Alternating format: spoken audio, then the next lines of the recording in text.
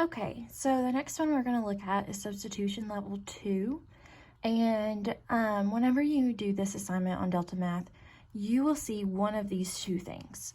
So these are two different problems here, and they both have two equations. And notice they both have an equation where x and y are on the same side.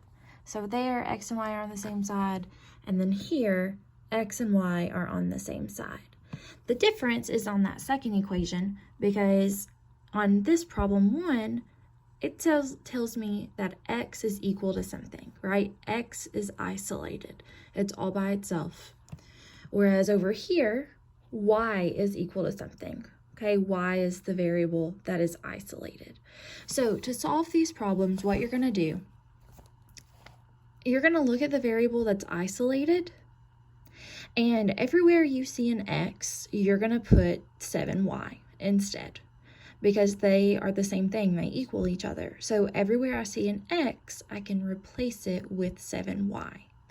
That means when I rewrite my first equation, I'm going to have, let's see here, negative 6x, no, scratch that. Because instead of writing an x, I want to write 7y. So actually, I'm going to have negative 6, and then instead of x, I'm going to put 7y plus 4y equals 38, okay? So I have taken and just written everything down, and the goal at this point is that you should only have one variable in your equation. So right now, the only variable I'm dealing with anymore is y.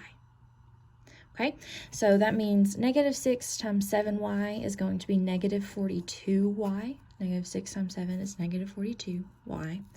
Plus 4y equals 38. We have to combine like terms. So negative 42 plus 4 is going to give me negative 38. Y equals 38. Have to get y by itself, so I'm going to divide by negative 38. Divide by negative 38, and y is going to be equal to negative 1. So now I know what y is, but guess what? I have to find what x is.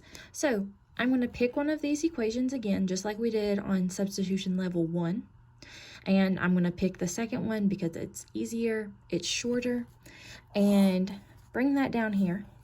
So now I have x equals 7y, but I know y is negative 1, so that becomes x equals 7 times negative 1, and then this is going to leave me with x equals negative 7.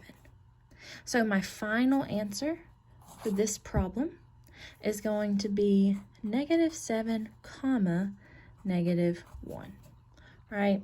So x comma y. And that would be that. I would solve this one pretty much the exact same way.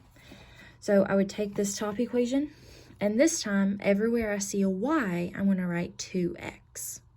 Because y is isolated, so that's what I'm going to end up replacing. So that means that I'm going to have 3x minus, instead of y, I'm going to have 2x equals 10.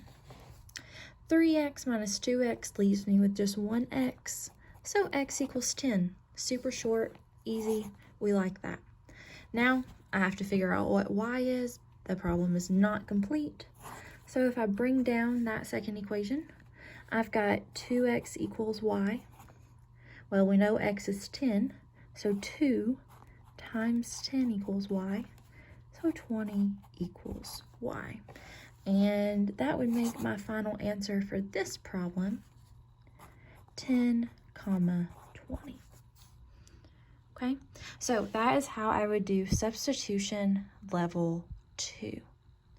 The variable that's all by itself, that is isolated, you are replacing it in this equation with whatever it's equal to. And the goal is, once you rewrite that long equation, or the one where it has x and y on the same side, whenever you rewrite it, you should only have one variable. So at this point, I only have y's in the equation, whereas over here, at this point, whenever I rewrote it, I only had x's in the equation. So there you go.